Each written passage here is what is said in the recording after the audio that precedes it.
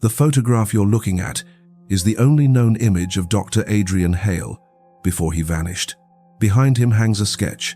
No one was ever supposed to see a design so unusual, even the brightest minds of his time couldn't explain it.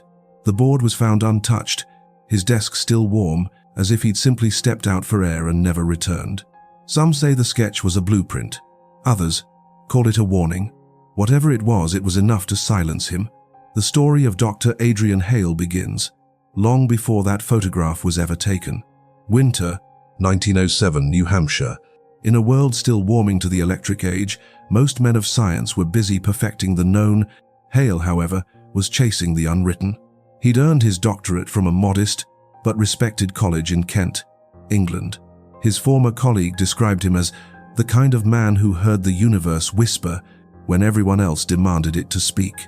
Adrian was quiet, slender, and always slightly overdressed for the cold American wind. His fascination lay in rare minerals and their energetic properties, a field few understood and fewer still believed in. Letters recovered later revealed that he'd received an unmarked offer to work at a private research facility in New Hampshire, Halvron Laboratories Limited. "They promised me unrestricted study," he wrote to a friend in London. "And more importantly, they offered answers to questions no university would dare to ask." Halvron Laboratories wasn't well known yet. The building stood like a stone monument on the outskirts of Dover Hill, grey walls, no signage, and a single iron gate watched by armed guards. Officially, it was listed as an industrial testing site. Unofficially, no one really knew what they were building inside. On his first day, Adrian signed an 18-page non-disclosure contract. No personal mail without inspection. No visitors after 6 p.m. No discussions outside lab walls. When he questioned the strictness, the clerk, a pale woman with wire spectacles, replied without looking up, "You may ask questions, Dr. Hale, but not all will be answered." Adrian's early months were quiet. His assigned work involved studying fluctuations in energy output from various alloys, at least. That's what the report said. But small things began to bother him. The building's blueprint showed only 2 sublevels, but he often saw workers descend a 3rd staircase, one that didn't appear on any map. There were west wing doors no one seemed to open, rooms that hummed softly at night, like a living creature. At dinner, most staff avoided casual talk. Conversations died the moment a supervisor passed by. One evening, Hale tried asking a lab technician about the extra staircase. "There is no staircase," the man said, his spoon trembling slightly. "Forget what you think you saw." But Adrian didn't forget. He was a scientist. Silence only made him listen closer. His notebooks from early 1908 show pages of obsessive detail building schematics, guard rotations, unusual night sounds, faint magnetic readings near the west wing. He began to realize he was working for something not merely with the lab. Halvron Laboratories paid generously, but it wasn't generosity that kept men from leaving. It was fear. 2 employees resigned during his first year. One was never seen again, the other was said to have relocated overseas. When Adrian asked where exactly, no one had an answer. Still, despite the unease, his curiosity bloomed. In one entry he wrote, "Science does not whisper twice. If there is a door behind a wall, it's because someone is trying very hard to keep it closed."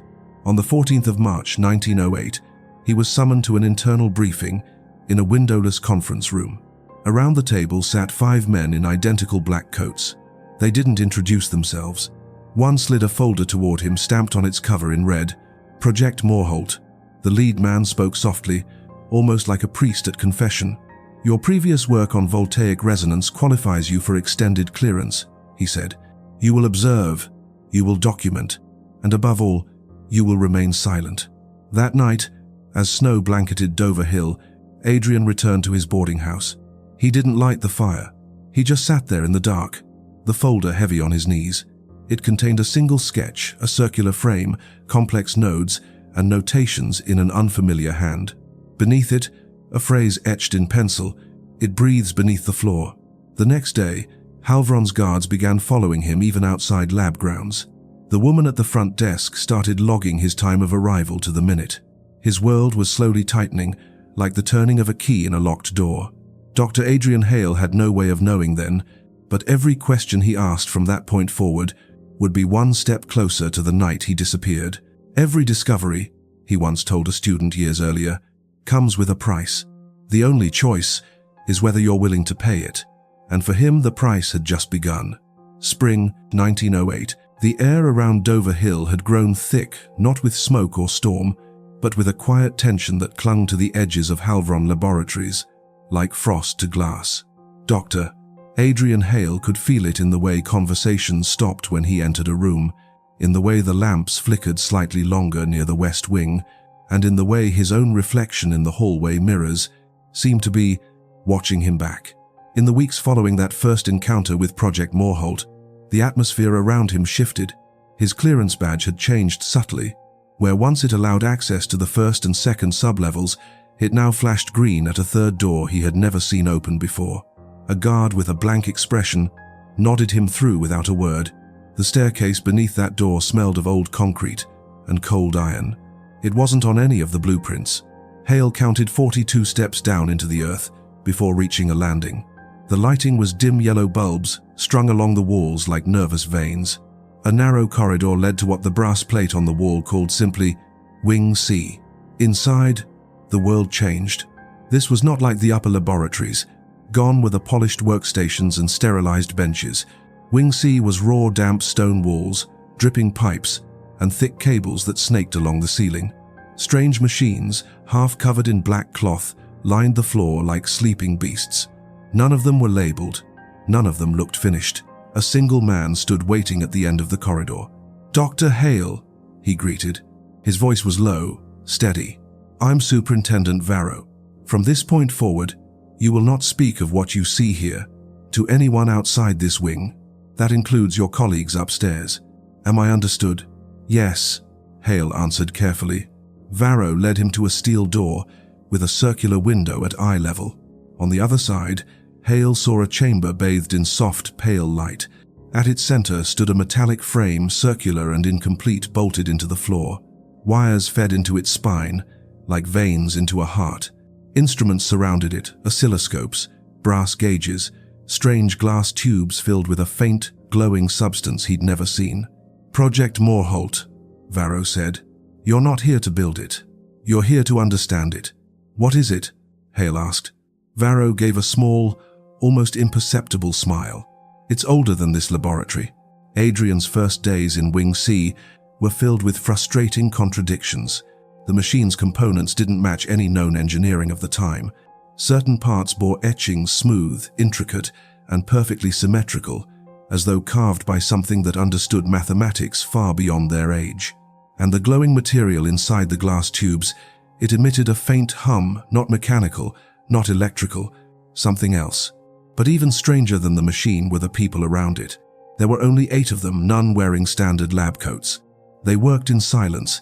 Every note they made was burned at the end of each day, in a small incinerator near the exit. One night, Adrian tried to slip a scrap of paper into his own pocket. Before he could leave, a guard blocked his path and extended his hand. The paper was taken. No words were spoken.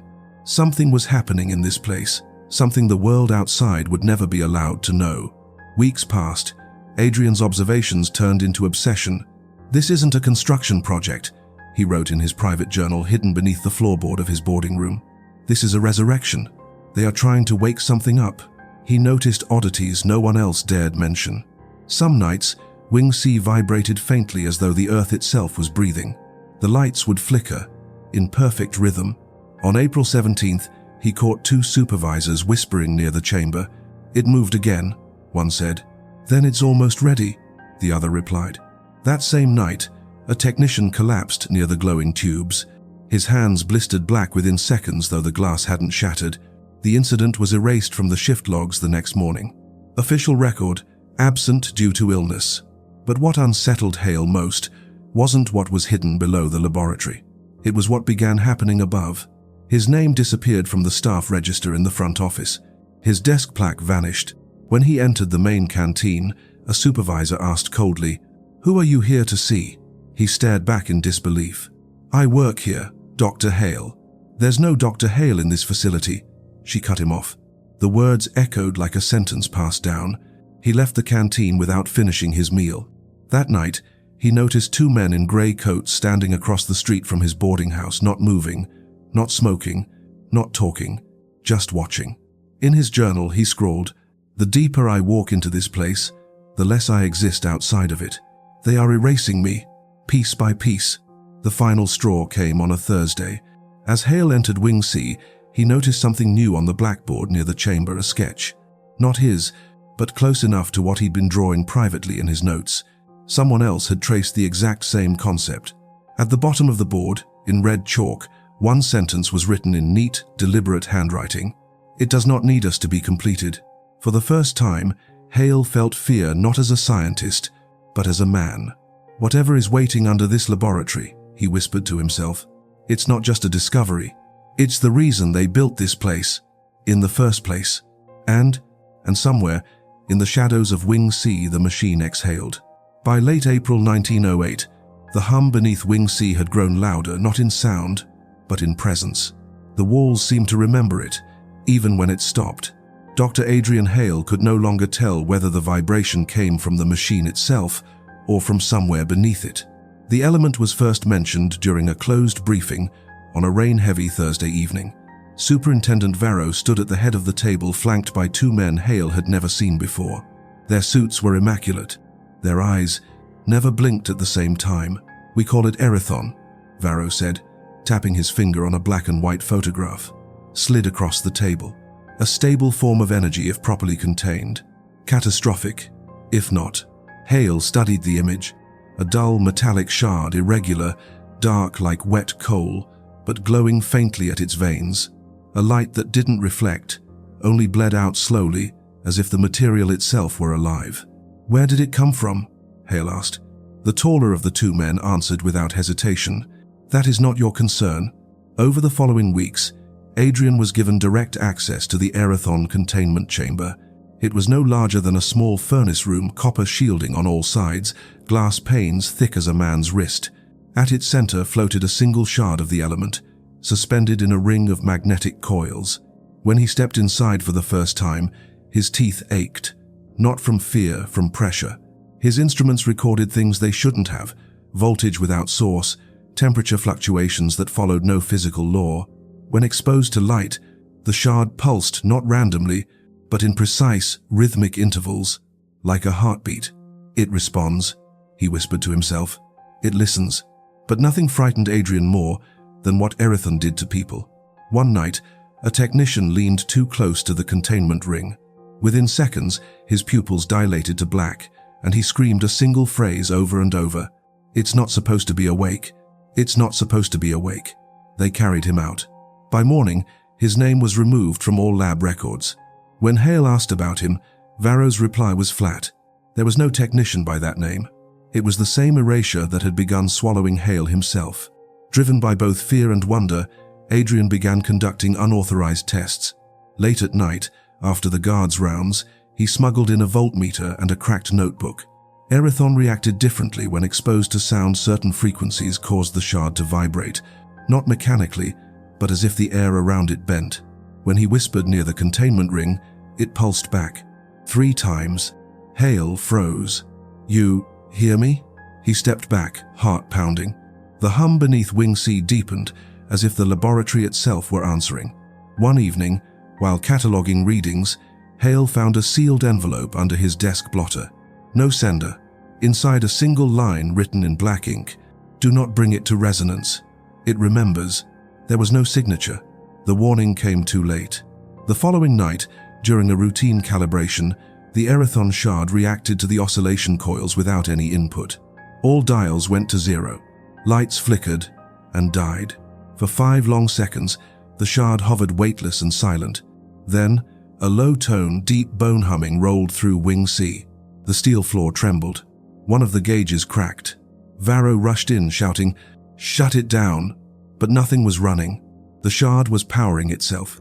When the hum stopped, every bulb in Wing C shattered at once. No alarms, no smoke, just a silence, so thick it rang. After that night, surveillance tightened around Hale. 2 guards followed him on and off lab grounds.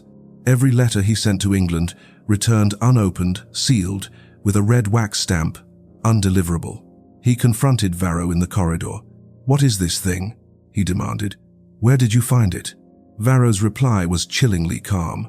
"Dr. Hale, it's not what we found. It's what found us." By May, the Erithon shard was no longer just part of Project Morholt. It was the project. Rumors whispered through the lab that the machine above it wasn't designed to contain the element, but to speak back to it. Hale's journal entry from May 9th reads, "Erithon behaves as though it has memory, as though it has been here before, and they are preparing to give it a voice." Hale began noticing new faces in the corridors, not scientists. Men in dark coats wearing no badges. They spoke in low tones, never entered Wing C, but seemed to orbit it, like sentinels. He was no longer a scientist in their eyes. He was a liability. "They brought me here to understand it," he scribbled in his journal. "But now they're making sure I won't live long enough to tell anyone what I've learned." And beneath the ground, the forbidden element waited, humming softly, like a patient thing that knew its time was coming. By mid-May 1908, Dover Hill no longer felt like a town. It felt like a place orbiting something, buried beneath it. At Halvron Laboratories, the routine of morning bells, white coats, and rationed coffee had become an empty performance. No one met each other's eyes anymore. Even the birds seemed to avoid the West Wing now. Dr. Adrian Hale knew the erasure had begun long before they admitted it. It started quietly. His key no longer opened the East Archives. His nameplate outside the metallurgy office vanished overnight. Then came the letters. Every parcel he sent to Cambridge to old colleagues, friends, anyone came back marked in the same way. A deep red wax seal. No explanation. Just undeliverable. But the moment it became real was when his salary envelope arrived empty. He stormed into the accounting office. A young clerk stared at him blankly. "Dr. Hale," he snapped, "where is my pay for April?" The clerk tilted her head slightly, as if studying a stranger. "I'm sorry, sir. There's no one on our staff by that name." His throat went dry. "I've worked here for over a year." She blinked once. "You must be mistaken." Behind her desk was a ledger, thick, leather-bound, updated daily. Hale leaned forward before the guard could stop him. The staff list was there, in perfect alphabetical order. Where his name should have been, the page was clean. No smudge, no tear, as though he had never existed. That night, he ripped the mirror off his boarding house wall. Behind it, hidden in the plaster, he had kept a single photograph, the 1907 Halvron staff picture. He counted every face, 37. Then he found himself, or rather, the outline where he once stood. A clean void, no body, no shadow, just a gap between two smiling men. Surveillance grew bolder after that. Grey-coated men appeared outside his door each dusk unmoving. Someone began entering his room at night. He could tell from the way his journal was always put back in the wrong place, the matches slightly misaligned on the table. On the 15th night, he left a single hair across the journal's cover. The next morning it was gone. They weren't just watching him, they were rewriting him. On May 22nd, Adrian decided to confront Superintendent Varro directly. He stormed down the narrow corridor to Wing C, boots echoing against cold stone. Varro stood near the containment chamber, face unreadable. "You've erased me from every record," Hale said. "Why?" Varro didn't flinch. "You misunderstand. We're not erasing you. We're returning the world to how it was before you entered it." "What does that mean?" "It means your part of this is nearly over." Two guards stepped forward. Hale braced for an order, but instead, Varro lifted a small leather-bound register, the real ledger. Hale's name was written at the bottom in black ink. One slow stroke of Varro's fountain pen, and the name turned red. Everything went still. The hum beneath the floor deepened, like a slow breath drawn in the dark. "Red," Varro murmured, "means provisional removal." Hale stumbled back, heart pounding. From what? From history. The following days blurred. His room was searched, his access revoked. Colleagues avoided him entirely. Even the man at the canteen refused to serve him. "You're not cleared to be here," he said, coldly. But the worst came when he visited the city records office in Dover Hill. He flipped through census pages, employment rolls, university logs, and found nothing. His name wasn't just missing from Halvron. It was missing from everywhere. "Are you quite well, sir?" the clerk asked gently. There's never been a Dr. Adrian Hale at Cambridge or anywhere by the look of it. He laughed. Or tried to. It came out. Cracked. That night, Hale returned to Wing C. The guards were gone. The hallway lights were dim, flickering, in steady rhythm with the hum below. Someone had left the containment chamber door unlocked. The Erithon shard hovered in its magnetic ring, glowing faintly. Hale whispered, "Do you remember me?" The shard pulsed once, then twice, then 3 times. He pressed his hand against the glass. "They're trying to erase me." And in that moment the hum shifted, not louder, but sharper, as if the thing beneath the laboratory recognized him in a way the world no longer did. He didn't know if he'd survive the coming days, but for the first time, he was sure of one thing. They could erase his name from paper, but not from whatever waited beneath Halvron. Somewhere, in the stone beneath Wing C, something whispered back. The following days blurred. His room was searched, his access revoked. Colleagues avoided him entirely. Even the man at the canteen refused to serve him. "You're not cleared to be here," he said, coldly. But the worst came when he visited the city records office in Dover Hill. He flipped through census pages, employment rolls, university logs, and found nothing. His name wasn't just missing from Halvron. It was missing from everywhere. "Are you quite well, sir?" the clerk asked gently. "There's never been a Dr. Adrian Hale at Cambridge or anywhere, by the look of it." He laughed. Or tried to. It came out. Cracked. That night, Hale returned to Wing C. The guards were gone. The hallway lights were dim, flickering, in steady rhythm with the hum below.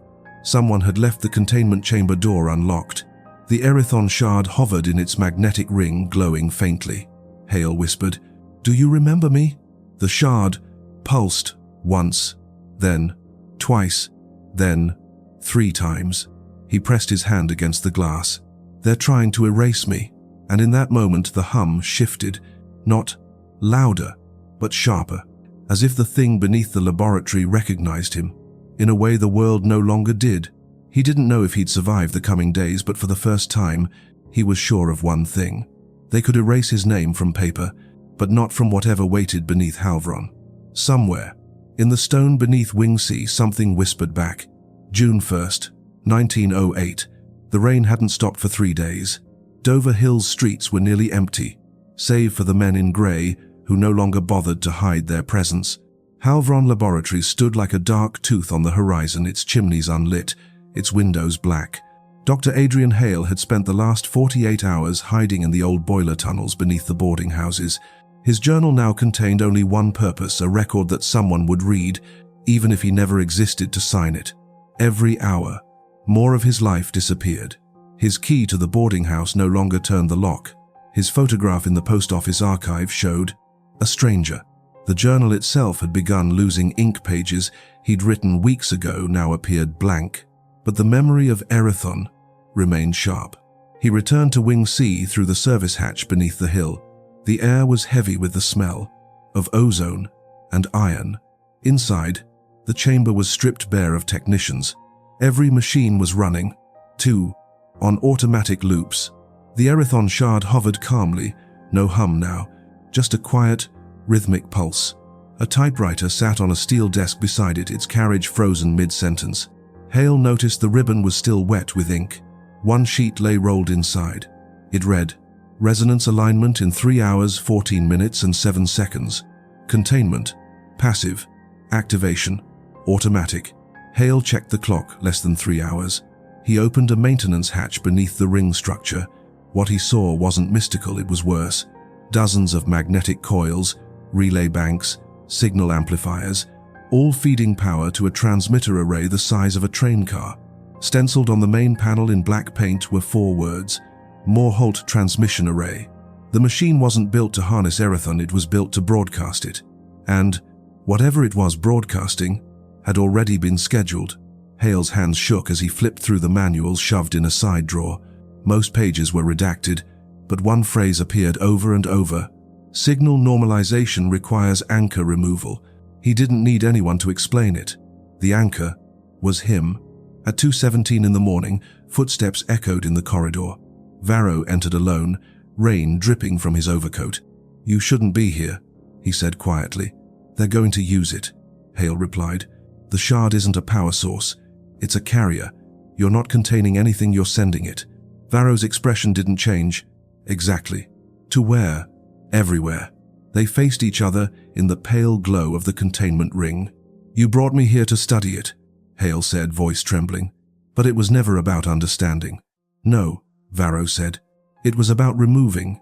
You were the first anchor it attached to. It needed someone to map against. Once the transmission begins, there can't be any trace left. Not of it, not of you." Hale laughed under his breath. It came out sharp, like glass cracking. "You're erasing me to make it cleaner." Varro didn't answer. He didn't need to. With 30 minutes left, Hale broke into the control booth. He jammed the override levers down and smashed the lock with a wrench. The console buzzed angrily, but did not shut down. On the back panel, someone had welded a brass plate.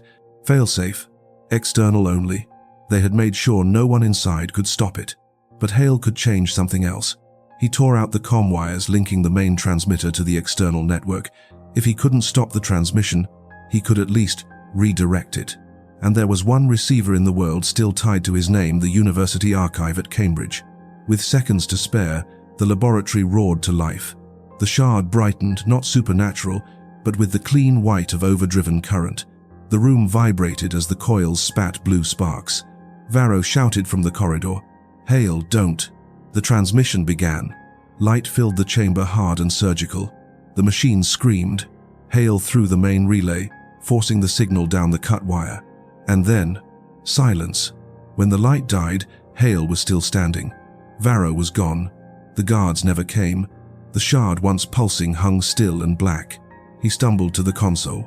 A single line of text blinked on the cracked screen. "Transmission complete, Archive 003, Cambridge." His reflection in the glass was faint, fainter than before.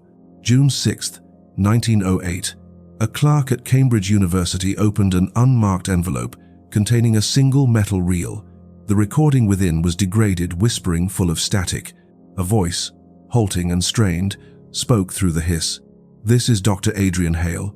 If you're hearing this, they've already erased me, but not everything. Look beneath Dover Hill. It wasn't what they found. It was what they built. To make sure no one else remembers."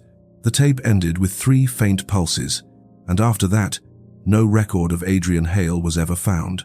But the reel remained filed under Project Morholt, unknown origin.